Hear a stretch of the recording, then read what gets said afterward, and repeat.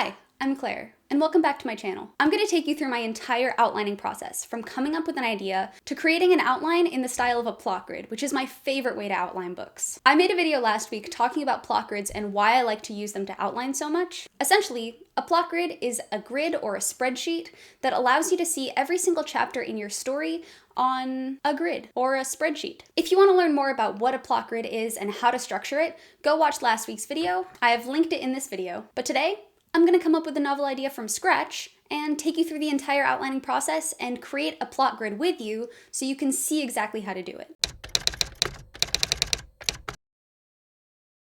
So the first thing that I do when I come up with a premise for a novel is that I think of the major plot points. I figure out who my main character is, what that character wants, and what the main conflict of the story is going to be. I'm going to do these notes on my computer as I talk to you about it. So let's say that we have a story about a guy who wants to protect his home from an invasion of garden gnomes. Let's say these garden gnomes are evil. The gnomes want to invade his house and turn him into a gnome too. I'm coming up with this on the spot, so forgive me if this is not fully fleshed out. No, let's say that the gnomes want to steal something from him. What do they want to steal? Maybe the gnomes used to be people, but now they are gnomes. Why? Because of an evil witch who turned them all to gnomes. So why would this witch want to turn them into gnomes? Okay, the witch... Sorry my typing is so bad, I can't talk and spell at the same time. It's like two parts of my brain that just don't work simultaneously. The witch turned them into gnomes because a child she took as payment grew up and joined a fraternity, and that fraternity hazed her kid. The kid died, so the witch wanted revenge, and what revenge is better than turning into garden gnomes? I mean, really. So who's our main character? Our main character is just a regular guy who likes gnomes and bought them in a yard sale. He's a collector, happened to buy a secret magical book containing the spell to turn the frat boy gnomes back into people. So this guy's a little nerdy, he's a collector, he likes things that are a bit eclectic. Okay, so then if he has this book, why does he want to protect it from the gnomes? Why can't he just give it to the gnomes? Well, A, he doesn't know that the gnomes want the book. He isn't keeping the book from the gnomes, but the gnomes have to find this book in this guy's house, which means that they basically have to destroy everything else in their path in order to get it. The gnomes are also pretty angry and crazy now that they've been gnomes for so long, and the gnomes can't communicate with the guy. Gnomes can't communicate. Big one. Maybe there was also a reason he got the book. Like there's a spell or something in that book that he wants to try or that's important to him. Some reason that he wouldn't just give the book away. What if he himself has a really big problem and he needed that book in order to solve this problem? What if this is a book of magic and let's say that this guy has warts all over his face and wants to get a date? Magic will help him get rid of warts. Once again, if I were writing this as an actual book, I would spend a lot more time thinking about different character motivations and things that they would want. But I'm not doing that, and this is just an example to illustrate the way that I like to outline. So, who's our main character? Let's call him Greg. Greg is a collector. He has warts. He's always had them. So he's not super socially confident. There's a girl he really likes, so he needs to use this book now. He really, really is in love with this girl. Let's call her Susanna. Really cool and perfect for Greg. So he needs to fix his work problem so he can go and ask Susanna to go on a date with him. Because Susanna might go out on a date with maybe one of his other coworkers, so there's a time-sensitive issue relating to the warts. Okay, and because Greg really likes his things, he doesn't want these gnomes going and destroying all of these things that he so dutifully collected, because he's been alone a lot of his life, and he doesn't have a lot of people that are very close to him, so he collects all of these things, and that's what's really important to him. So all of these material things that the gnomes are going to be trashing actually have some importance to Greg. Okay, so that's like a rough idea of this story. Before we create a plot grid, we need to have an overall arc of what this story is going to look like. What I like to do is I like to create a beginning, so like a point of entry and an inciting incident, a middle, and pretty much by the middle I just only mean the midpoint, so like stuff that builds up to the midpoint and stuff that comes after, and then I like to figure out my climax and my resolution. So let's head on over to the whiteboard and figure out what these are going to be. Cool. So the first thing that I'm going to outline on this board is the point of entry. So the point of entry is the entry point into your story. This is the place that you choose the readers to meet your main character. What kind of person is this going to be about? What is the story going to be about? So for something like Greg and the Garden Gnomes, which is right now the working title of this story, we probably want to have a point of entry that either has to do with Greg's collecting hobby or with the fact that these garden gnomes exist in his front lawn. Hopefully, if we can find a combination of both, that would be the point of entry that we want. My main idea right now, based on the way that we were talking about this book, is that I think the point of entry should have to do with the central conflict of the book, which is this whole book that Greg has purchased that these garden gnomes want to steal. The book of like magical spells that he wants to get so he can look pretty for his date, hopefully, not for his date, but like for asking out Susanna. Let's say that we have the point of entry being Greg is at this collector's shop, or he is antiquing or something, and he stumbles upon this book. He buys this book, he goes back to his house, he like pats his garden gnomes on the head or something, or talks to them as if they're his friends, because remember, he's a very lonely person, and then goes inside his house. We immediately know that Greg is a collector, he's a little lonely, he has this connection with garden gnomes, and he's really excited to go home and try out the spell that he found in this book. So let's take this to the whiteboard.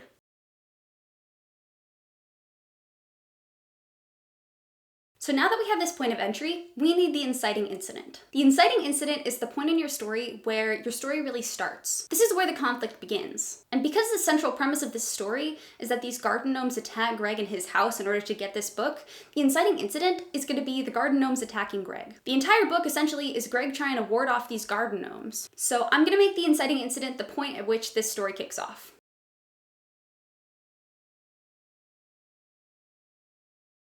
And this brings us to the midpoint, which is a point in the story where things typically start to change. There's a big plot twist, the stakes are heightened, the stakes are made different. There are a lot of things we can do with this here. This is like a major plot twist. I just came up with an idea for this midpoint. What if the magic in the book that Greg buys actually is real? Like, what if Greg's like a wizard? Just like it was like the witch's baby that was in the fraternity and got hazed. What if Greg has the same ability to actually do this magic? Like, he does the spell with the book in the beginning and it works. Like, he gets hot or whatever. If the magic actually works, maybe the midpoint is that the gnomes are able to steal the book, but they realize that they can't do it, but Greg can. Or actually, no, maybe the midpoint is them realizing that the magic is real. Like, Greg does something from the book and realizes that he actually has that ability. So like, he doesn't make himself hot at the beginning of the story, but he does a spell towards the middle, maybe to fend off the gnomes, and they realize that the magic is real. Okay, I'm gonna do that.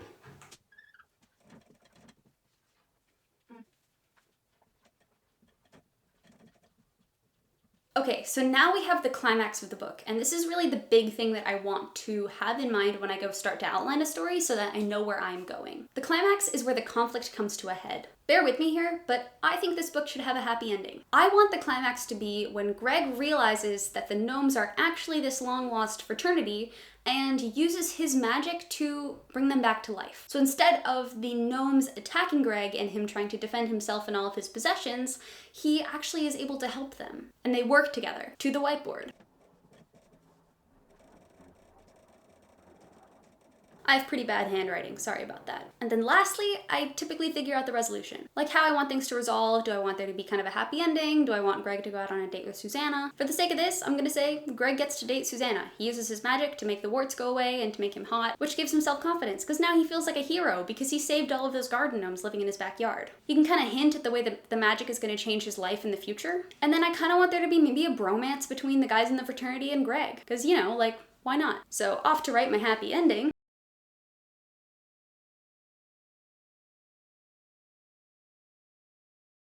Okay, so that's my general overall outline of this book. Once I have these things, I feel comfortable and ready to make a plot grid. This is what we created together. This is just the overall 5 big plot points of this book. So let's start drafting this outline. Okay, so I've started up an Excel spreadsheet on the left side of this page, and I have my notes up from when we were talking about the story on the right.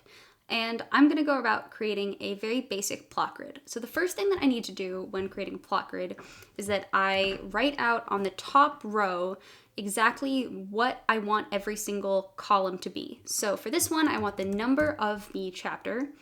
I want the chapter title, if applicable. I want the time the chapter occurs, the basic plot of the chapter, and then every single one of these, as far as I want to go, is going to be a subplot. For the purposes of this video, I don't think I'm gonna name every single chapter, but just we can pretend that they all have cool, funny, savvy names, but I just think that names of chapters are much easier to come up with once you've actually written the book. So we obviously have not already written this book, and if one of you wants to go write this book, I give you full permission. So let's think of some subplots we want to have in this. First and foremost, I mean, there's the romance subplot. Then you have Greg's developing powers. I'm gonna make this guy a little bit wider here so we can read it. The main plot is the gnomes invading the house, and also the gnomes trying to send signals to Greg after he shows them his magic that they are the fraternity and need his help. So I think their strategy is going to change somewhere in the middle of the book, but that's the main plot, so we don't need to put that as a subplot. We can do Greg's self-esteem as he realizes that, like, he doesn't need to be hot in order to be a nice person. And I think, like, let's leave it at that for now. I think that that's plenty just to get us started. So I'm going to put all of these in bold. Yes. And I'm gonna see if I can make them a little bigger so I can see them, and widen these so we can read them. Nice. Okay, so let's start filling it in. So we have chapter 1. The time this occurs, let's say day of attack. The plot is that Greg is going to be going and buying this book. I like to think of chapter 1 like you want the inciting incident to happen by the end of chapter 1. So by the end of chapter 1, we want the gnomes to have decided to attack Greg. So Greg goes to buy this book. His connection to the gnomes is established somehow. Maybe like he taps gnomes on the head, or he talks to gnomes.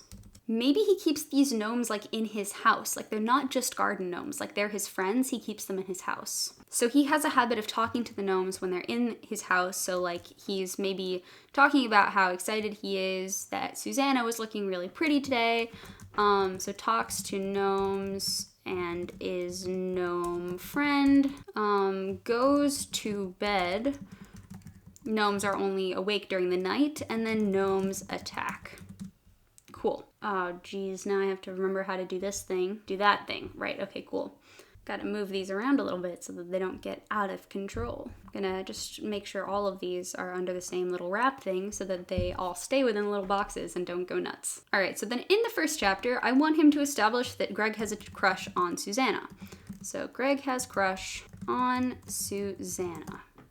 Nice. Maybe he sees Susanna on walk home from store after buying book. In love. Nice. Then we have Greg's developing powers. He doesn't think that magic exists, but he wants to go buy this book anyway. Let's say that, you know, he doesn't believe in magic, or no, sorry, he really believes in magic, believes in magic. But like, does he actually believe that he can do magic after buying this book? I think he's a little skeptical. Let's say that he's a little skeptical so that he can grow in this. So he is a little skeptical, but is hopeful that this will work. has never heard of magic, but really wants it to make him hot enough to date Susanna. So him like talking to the gnomes shows that he's lonely. This kind of wanting to go and date Susanna shows that he's really hopeful. He seems like kind of an endearing guy. So his self-esteem is pretty low at this point.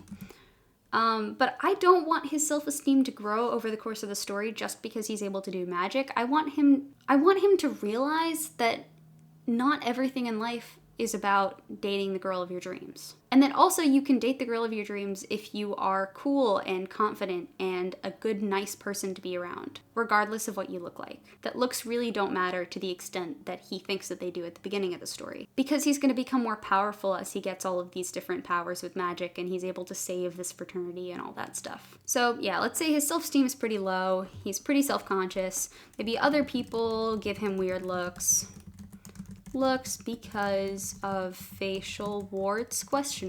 Okay, so in chapter number 2, the gnomes attack. So in chapter number 2, this is also on the day of the attack. I think all of this story might just happen in one day because all of it is about the gnomes. But actually, no, I think that like I can foresee some scenes where like he goes and buys stuff, but those can also be maybe stuff in the middle of the night as he like plans this Home Alone trap for the gnomes. So the day of the attack, maybe like Greg is sleeping and there's an epic attack sequence. Feels betrayed by gnome friends. It's like, why wouldn't you? I don't think there's going to be much of Susanna in this chapter because this is really not about Susanna. It's about his will to live and surviving this whole gnome attack. He's not focused on like getting magical powers. He's just focused on surviving. Again, self-esteem kind of non-existent at this point.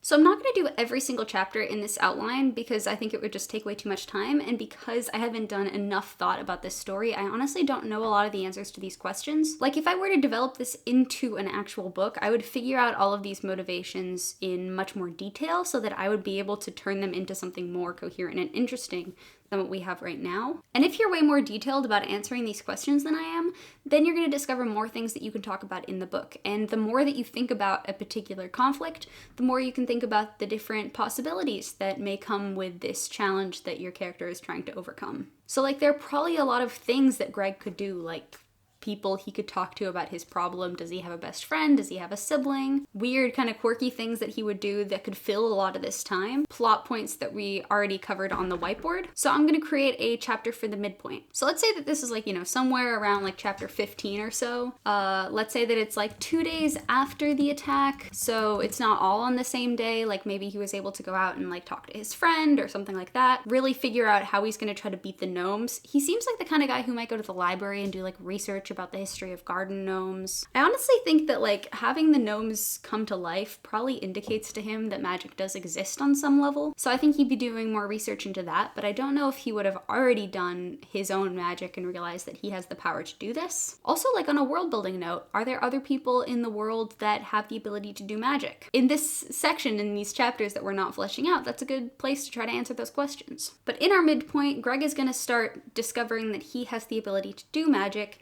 Maybe in a scene before, like he tried a little spell or something and found out that he was able to do magic. But in this one, Greg is going to try a bigger spell against the gnomes.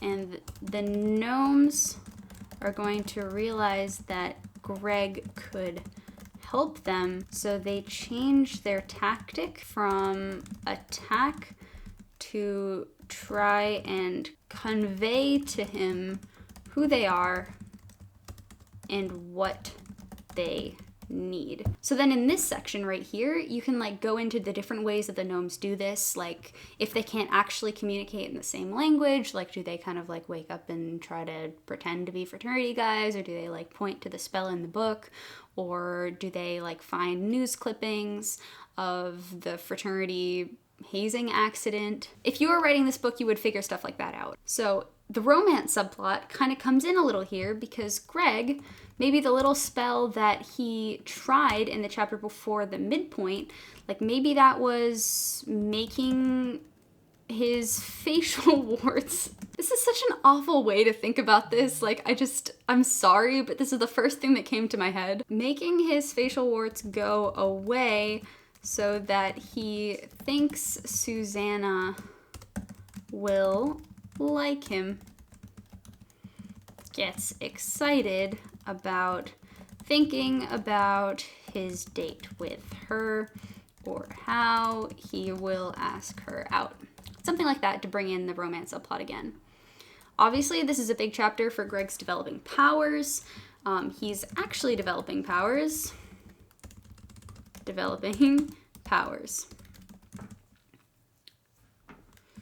He can do magic, hint at that, wonders if he's a wizard or something.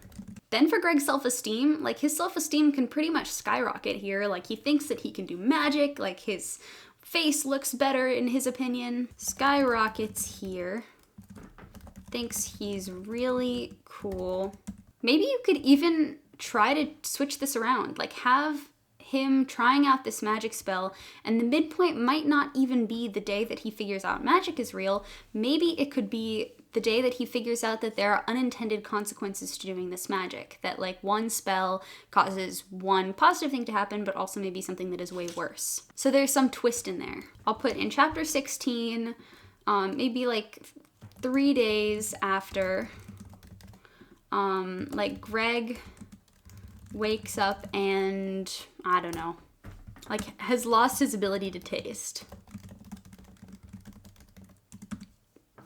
So this whole time he's thought that magic was a really cool thing, but now that he actually was able to do a spell, he realizes that there are unintended consequences and that can make his life really bad too. So filling in a couple of these things, maybe like self-esteem goes back down as he realizes the magic is not a catch-all. Because the story is really about Greg and like how he comes of age, quote unquote, and like comes into himself and becomes confident as a person. So like he's disappointed that magic has these unintended consequences, but losing his ability to taste is way worse maybe if he loves food and just generally than like maybe having some stuff on his face that he's self-conscious about.